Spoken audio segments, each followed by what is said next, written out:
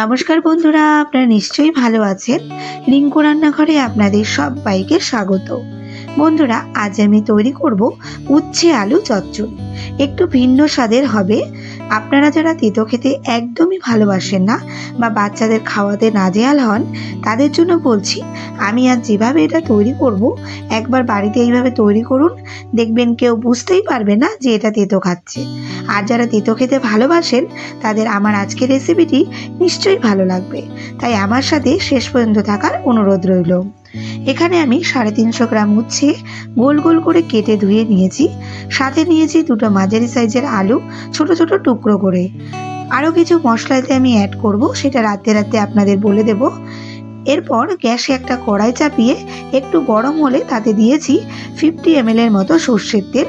তেল থেকে ধোয়া বেরোনো শুরু করলে গ্যাসের ফ্লেমটা লো করে দিয়ে আমি এতে দিচ্ছি হাফ টিস্পুন কালো জিরে ফোড়ন। ফোড়নটা আমি 10 সেকেন্ডের মতো ভেজে নিয়েছি। তারপর এর মধ্যে আমি দিচ্ছি কেটে রাখা আলুগুলো দিয়ে গ্যাসের ফ্লেমটা মিডিয়াম রাখবো। তারপর এটা আমি 5 মিনিটের মতো ভেজে নেব। এইভাবে প্রথমে আলুগুলো যদি ভেজে নেওয়া হয়, তবে পরে কিন্তু আলুগুলো ভেঙে যায় না আর গোটা গোটা থাকে।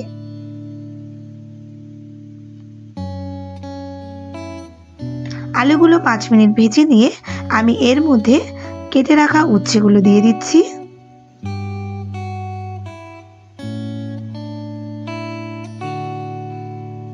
এরপর আমি এতে দেব স্বাদ মতো লবণ। এই লবণটা দেওয়াতে এই উচ্ছেগুলো কিন্তু খুব শিগগিরই সেদ্ধ হয়ে যাবে। একটু নাড়াচাড়া করে নেব। তারপর এটা আমি 5 থেকে 7 মিনিটের মতো ঢেকে দেব, যাতে উচ্ছে এবং আলুগুলো খুব তাড়াতাড়ি সেদ্ধ হয়ে যায়। 5 থেকে 7 মিনিট পর ঢাকনাটা তুলে আবারও একটু নাড়াচাড়া করে নিচ্ছি।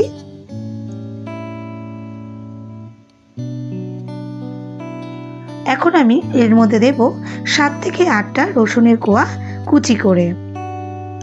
রসুনের উটকো গন্ধটা কাটানোর জন্য আমি 2 মিনিট ভেজে নিচ্ছি।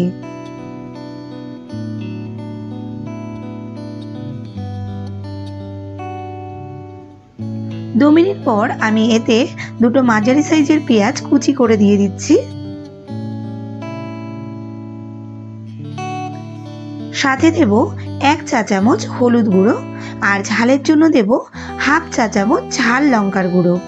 আপনারা যারা বাচ্চাদের জন্য এটা তৈরি করবেন, তাদের বলছি আপনারা বাচ্চাদের খাওয়ালে এই ঝাল লঙ্কার গুঁড়োটা অ্যাভয়েড করতে পারেন। আপনারা তখন তাদের শুধু কাঁচা লঙ্কা কুচি দিয়েও এটা করে দিতে পারেন। তবে ঝালটা কিন্তু একদমই আপনার চয়েসের উপর দেবেন। বন্ধুরা, আপনারা যারা এইরকম নিত্য নতুন ঘরোয়া রান্না দেখতে চান, তারা আমার চ্যানেলটি সাবস্ক্রাইব করে আমার পাশে থাকবেন এবং সাথে পাশে থাকা বেল আইকনটি ক্লিক করে দেবেন, যাতে আমার পরবর্তী ভিডিওর নোটিফিকেশানটি আপনার কাছে সবার আগে পৌঁছে যায়। সব কিছু ভালো করে মিশিয়ে আমি লো টু মিডিয়াম ফ্লেমে এটা ঢেকে রান্না করেছি 5 থেকে 7 মিনিট। 5 থেকে 7 মিনিট পর ঢাকনাটা তুলে আবারও নাড়াচাড়া করে নিয়েছি। যেহেতু কোনো জল এটাতে ব্যবহার করিনি, তাই কড়াইয়ের তলায় একটু লেগে গিয়েছিল। তাই এটা আমি খুন্তি দিয়ে বেশ ভালো করে নাড়িয়ে চাড়িয়ে আবারও ভেজে নিচ্ছি। দেখুন বন্ধুরা, আজ কিন্তু উচ্ছেগুলো একটু বেশি করেই ভাজবো, যাতে এটা খুবই মুখরোচক হয়। এইভাবে একটু ভেজে নিয়ে আমি তারপর এর মধ্যে দিচ্ছি একটা টমেটোর টুকরো। এই টমেটোর টুকরো দেওয়াতে উচ্ছে আলুর চচ্চড়িতে কিন্তু আলাদা একটা স্বাদ নিয়ে আসে। টমেটোটা দিয়ে আবারও বেশ ভালো করে ভাজা ভাজা করে নেব। দেখুন বন্ধুরা, কতটা সহজে রান্নাটা হয়ে যায় এবং কতটা কম সময়ে রান্নাটা হয়। যেহেতু উচ্ছেগুলো খুবই উপকারী একটা সবজি, তাই আপনারা বাচ্চাদের খাওয়াতে চাইলে এইভাবে কিন্তু একবার করে দিতেই পারেন। বন্ধুরা দেখুন, সব কিছু আমি বেশ ভালো করে ভেজে নিচ্ছি এবং এই সময় কিন্তু একটু চেক করে নেব যে লবণ ঝাল সব ঠিকঠাক আছে কিনা।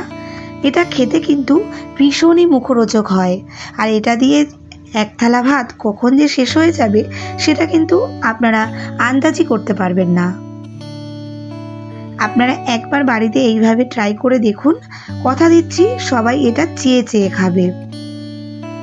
গতকাল আমি ছোট মাছের চচ্চড়ি আপনাদের দেখিয়েছি, আজ দেখালাম উচ্ছে চচ্চড়ি। চচ্চড়িগুলো আপনাদের কেমন লাগছে অবশ্যই কিন্তু আমাকে কমেন্টে জানাবেন। আর রান্নাগুলো ভালো লাগলে একটা লাইক করে দেবেন, সাথে শেয়ার করে দেবেন আপনার পরিচিত মানুষদের কাছে।